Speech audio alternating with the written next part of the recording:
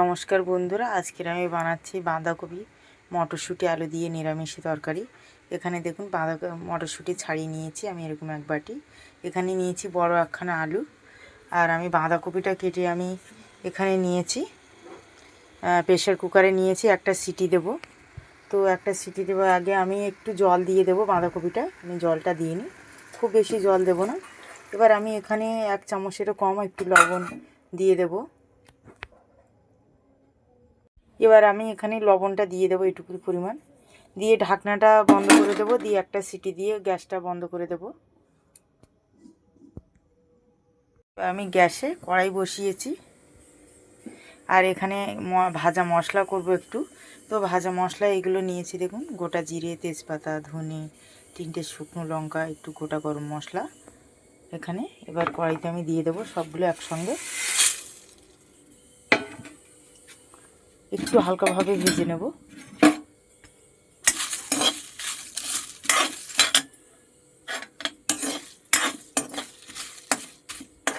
শুকনো কড়াইতে এবার মশলাটা নামিয়ে নেব। দেখুন মশলাটা একটু গন্ধ ছেড়ে দিয়েছে, মানে ভাজার সেন্টটা বেরিয়েছে। এবার মশলাটা নামিয়ে নেব। এবার আমি কড়াইতে তেল দিয়ে দেব।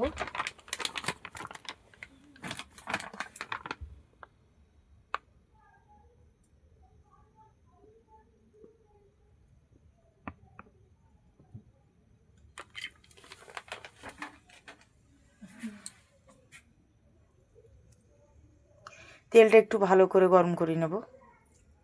তেলটা ভালো করে গরম হয়ে গেলে তারপর আলুটা দেব। দেখুন আলুটা লাল লাল ভাজা হয়ে গেছে। আমি এখানে দিয়ে দেব 2টো শুকনো লঙ্কা, একটু গোটা জিরে ফোড়নে, হালকা ভাজা হবে এর সঙ্গে। এবার আমি দিয়ে দেবো এখানে একটু মটরশুঁটিগুলো দিয়ে দেবো। এবার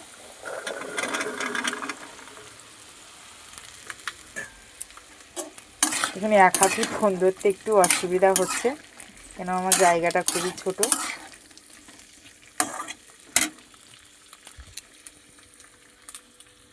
আমি এখানে দিয়ে দেবো 1 চামচ আদা।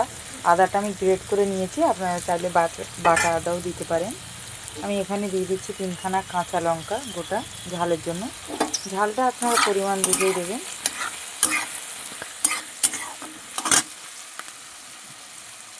এবার আমি এখানে দিয়ে দেবো হলুদ। এবার দিয়ে দেবো একটু লাল লঙ্কার গুঁড়ো কালারের জন্য পরিমাণ মতো।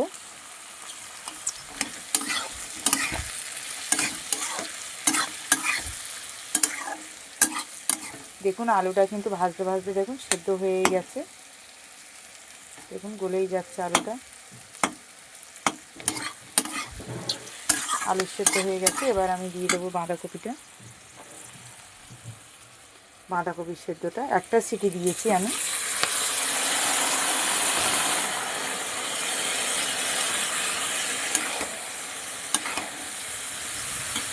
এখানে আমি আর কোনো মশলা ব্যবহার করছি না। এবার আমি ভাজা মশলাটা একটু শিলে বেটে নেব। দেখুন কষা হয়ে গেছে। এবার আমি এখানে দিয়ে দেবো একটু লবণটা দিইনি বাঁধাকপিতে। এবার লবণ তো বাঁধাকপির সেদ্ধ দিতে দিয়েছি, এবার পরিমাণটা বুঝে দেব, একটু কম দেব লবণটা। আর এখানে আমি এবার দিয়ে দেবো ভাজা মশলাটা। এবার আমি দিয়ে দেবো একটু চিনি স্বাদ মতো। এবার দিয়ে দেবো ভাজা মশলাটা।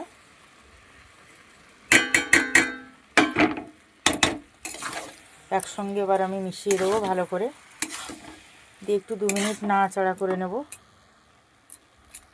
মশলাটা দিয়ে আমি সবজিটা ভালো করে মিশিয়ে দিয়েছি।